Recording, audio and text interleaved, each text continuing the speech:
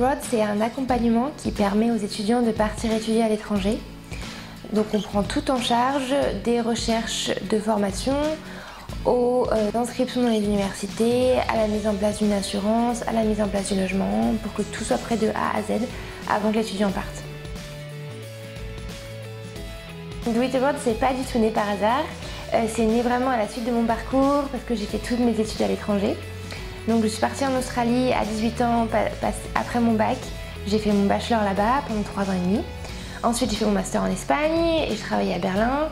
Donc j'ai toujours beaucoup voyagé et en fait tous mes amis, tous mes proches m'ont toujours demandé un peu des conseils pour partir étudier à l'étranger, pour voyager. Il y a tellement de gens qui veulent partir mais qui ne savent pas comment partir qu'à un moment j'ai décidé de créer un service qui permette aux gens de concrétiser leur projet d'études à l'étranger.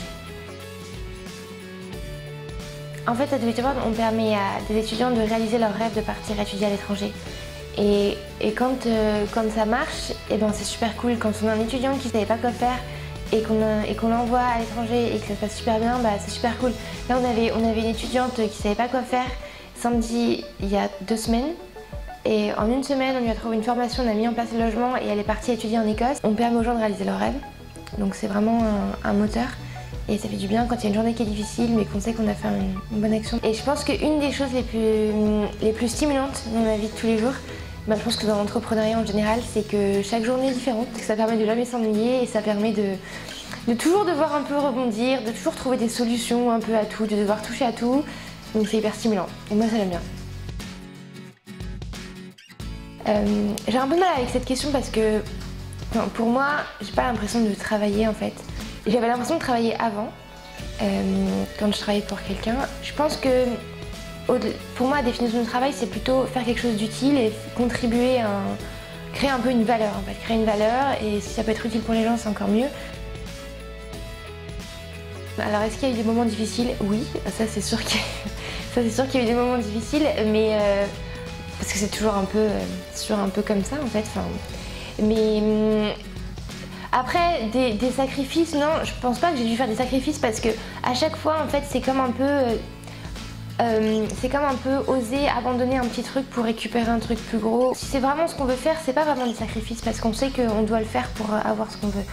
Donc je parlerai pas tellement de sacrifices mais plus de choix personnels. Un bon entrepreneur, pour moi, c'est quelqu'un qui est curieux et quelqu'un qui accepte que ça puisse pas être parfait, en fait, que ça ne soit pas parfait et que parfois, il faut juste accepter que ce soit pas parfait parce qu'autrement, on est constamment frustré. Alors, le conseil principal que je donnerais à ceux qui ont envie d'entreprendre, c'est le même conseil que je donne à nos étudiants quand ils sont pas trop sûrs de partir ou pas à l'étranger parce qu'ils sont pas trop sûrs de réussir ou pas. À un moment, de toute façon, il faut prendre des risques pour réussir. Donc c'est pas grave de pas réussir. Même si ça rate, il y aura toujours une phase positive, alors que si on n'essaie pas, au final on ne saura jamais. Ma vision pour Do It Abroad, c'est qu'on permette à tous les étudiants. C'est hyper fort, mais qu'on permette à tous les étudiants de partir à l'étranger. Donc aujourd'hui, il y a 2% des étudiants qui partent à l'étranger en France. Et j'ose espérer que d'ici 10 ans, on soit plus à 80%. La réussite, c'est aussi trouver un peu un équilibre entre le professionnel, le personnel, c'est être bien dans ses baskets, c'est un peu tout quoi. Il n'y a pas que réussir professionnellement en fait. Et pendant longtemps, moi, j'ai cru ça, donc vraiment longtemps. Et ça fait peut-être quelques mois maintenant que je me dis non, en fait, il y a plein de choses qui doivent rentrer en compte.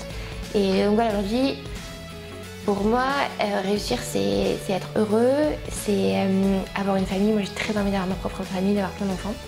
Et c'est avoir un business dans lequel on est, en tout cas dans mon cas personnel, dans lequel on est épanoui. Parce que faire un travail où t'as pas l'impression de travailler, ça c'est une sacrée réussite quand même.